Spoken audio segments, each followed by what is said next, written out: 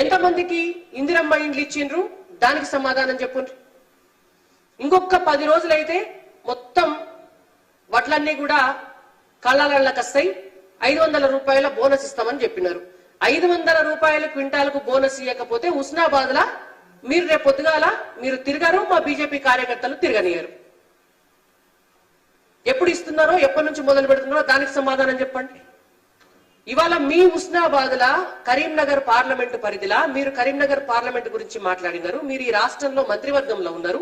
రాష్ట్రంలో జరిగే అన్ని విషయాలకు కూడా మీకు కూడా సంబంధం ఉంటది కాబట్టి మీ ప్రభుత్వాన్ని మేము అడుగుతున్నాం. రైతులకు అకాల వర్షాలు పడి పంట నష్టపోయినరు. మరి ఆ పంట నష్ట పరిహారానికి సంబంధించి ఇప్పటి వరకు ఏమన్నా మీరు చర్యలు తీసుకున్నారా? ఒక్క రైతు కన్నా నష్టపరిహారం గింత ఇస్తాము అని ఎక్కడన్నా చెప్పినారా? దానికి సమాధానం చెప్పు మొదలు. అంటే ఇవేమి శాతగావు, ఇవేమి పనిచేసుడు శాత కాదు.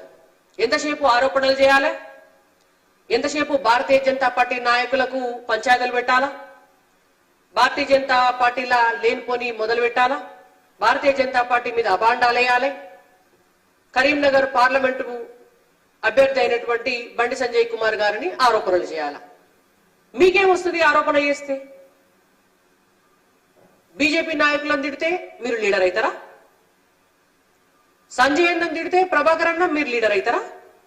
ప్రజలకు సేవ చేస్తే లీడర్ అవుతారు. మీకు నాయకత్వ లక్షణాలుంటే మీరు లీడర్ అవుతారు. మీరు 6 గ్యారంటీలు అమలు చేస్తే లీడర్ అవుతారు. బండి సంజయ్ గారిని తిడితే, కిషన్ రెడ్డి గారిని తిడితే, కిషన్ రెడ్డి గారికి బండి సంజయ్ గారికి తాకట్లు పెడితే మీరు లీడర్ గారు. ప్రజలందరూ కూడా చూస్తున్నారు. కాబట్టి ఇప్పటికైనా మీరు కొద్దిగా మాట అదుపులో పెట్టుకొని జాగ్రత్తగా మాట్లాడి ప్రజాక్షేత్రంలో ప్రజలు మీకు ఇచ్చినటువంటి బాధ్యతను నిర్వర్తించాలని భారతీయ జనతా పార్టీగా మేము హెచ్చరిస్తున్నాం.